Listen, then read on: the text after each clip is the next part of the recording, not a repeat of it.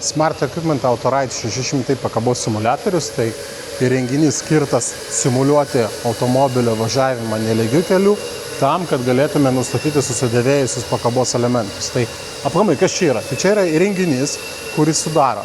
Tai yra 2 pakabos simuliavimo moduliai, 1, 2 ir 2 atramos.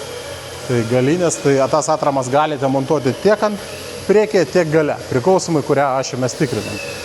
Taigi, kaip dirba? Tai užvažiuojam su automobiliu, užvažiavom ant keltuvo, pakėlėm automobilį, išstatėm įrenginius, kai įrenginius išstatėm, pakėlėm juos nuo ratukų su šitais prietaisais, tai pakėlėm, išstatom lygiai, užfiksuojam ir jau galime dirbti, nes taip prietaisai yra mobilus, jie turi ratukus, tai kai nenaudojat, tai galite susidėti, nustumti kažkur tai savo į kampą ir, kaip sakoma, kol nenaudojamas, tai jisai neužima vietos.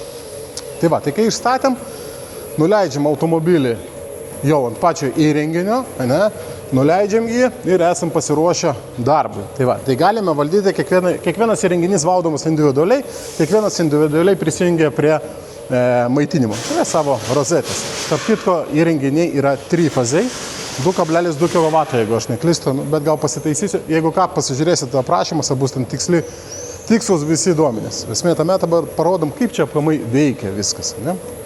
Tai va, tai kaip ir minėjau, išstatėm ir jau dirba jisai. Tai aš dabar sustabdysiu jį, tai ramybės būsenoj, tai jisai yra. Taip atrodo, tai sustabdysiu irgi šitą. Viskas.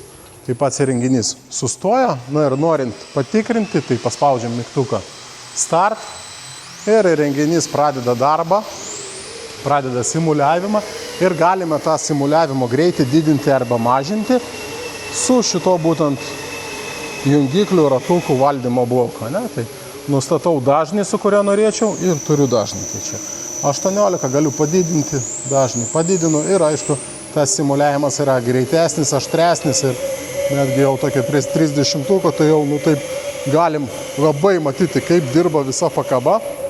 Viską nustatėm ir jisai dirba.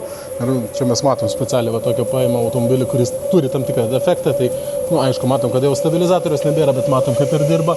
Pats amortizatorius, čia mes pabandysim ant kameros parodyti, bet mes matom, kaip dirba spiruoklė, kaip dirba pats amortizatorius. Jeigu būtų spiruoklė lūžusi, tai jau matytume kažkokius tai efektus, kad reikėtų keisti. Vėlgi, galime klausyti, kaip dirba. Galbūt pas mūsų atraminis koks nors bilda ar dar kažkas. Tai su šito prietaisu jūs turite galimybę tai išgirsti.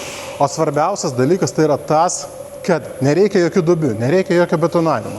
Jūs turite pakabos kratytuvo mobilų, kuris stovi pas jūs, naudojate bet kur, nesvarbu, savo patalpose, kitose patalpose, bet kur jūs galite naudoti. Taigi, Autoride 600, bertora.lt, importuojam, jau Lietuvoje turim, galite įsigyti, išbandyti. Taigi ką, lauksim jūsų, atvykstant, paskambinkit, viską papasakosim toliau. Ačiū.